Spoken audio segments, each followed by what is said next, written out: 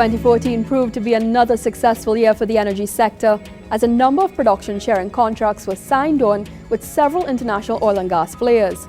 We take a look back at some of these historic moments in the energy sector.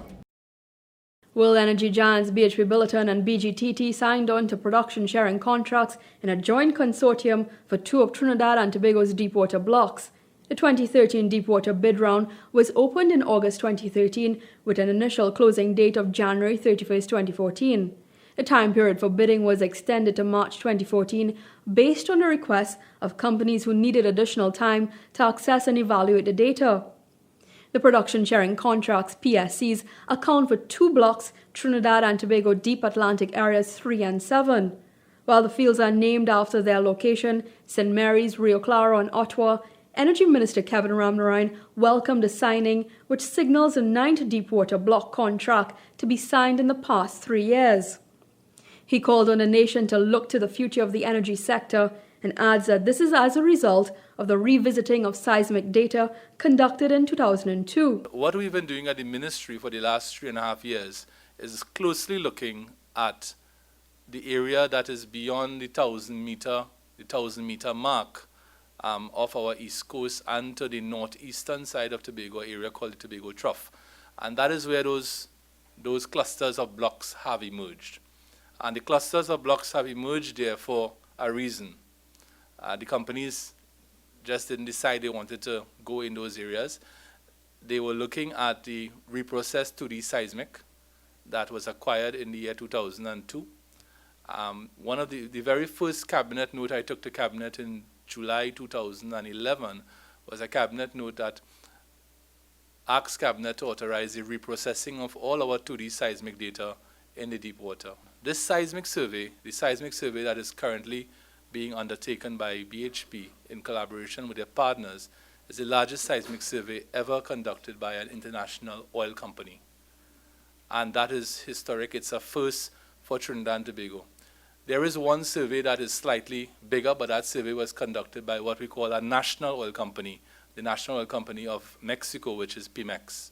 So for all intents and purposes, this is another piece of history for Trinidad and Tobago. Blocks TTDAA 3 and 7 are located in water depths ranging from 1,500 to 2,500 square kilometers and are located 145 kilometers off the east coast. Of this, 14 wells are drilled on shore locations and 10 offshore. This drilling activity was conducted by as many as 12 rigs. The majority of the wells drilled on onshore locations was conducted by Petrotrin and lease operators. 2014 also saw the return to onshore drilling, representing another step toward increasing land rig value, as the Minister of Energy and Energy Affairs awarded 3 companies the licenses to conduct drilling. The 3 companies include Range Resources Trinidad Limited, Primera Oil and Gas Limited, and Lease Operators Limited. The oil acreage located in a southern basin of Trinidad is high in commercial value. Energy Minister Kevin Ramnarine says its commercial value is worth over $945 million in commercial value and expressed his elation in the revival of the onshore activity.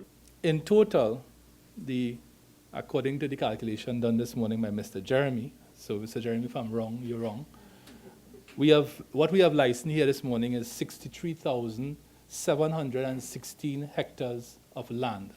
And this is approximately 12.5% Commissioner of State lands of the total land mass of Trinidad and Tobago.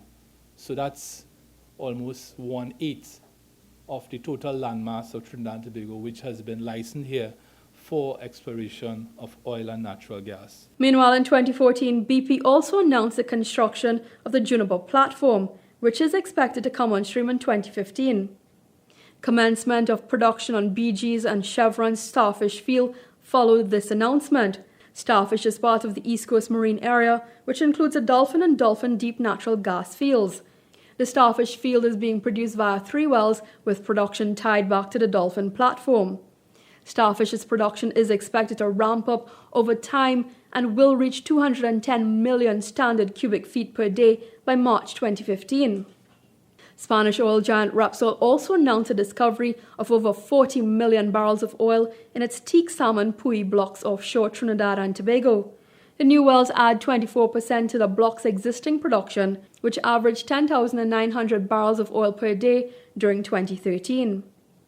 While the signing of the PSC for the two deepwater blocks came 15 months following the opening of the deepwater round last year, the minister anticipated that there will be many more production sharing contracts to be signed in the coming new year, 2015. BP is expected or anticipated to return to exploration drilling in the year 2016 after a 10-year hiatus. And that is very good news for BP and very good news for Trinidad and Tobago. BP is also preparing to drill the Juniper wells in 2015, while BG is preparing to drill in Blocks 5C and Block 5D. And BHP, as Vincent mentioned, is preparing to drill in Angostura Phase 3. All this is in an effort to bring more natural gas reserves into production. This will mean 3 rigs coming into this country next year, which means work for our energy services sector and which means job creation. Come January 2015, new onshore and offshore bid rounds will commence, featuring a mixture of shallow and deep water blocks going up for consideration.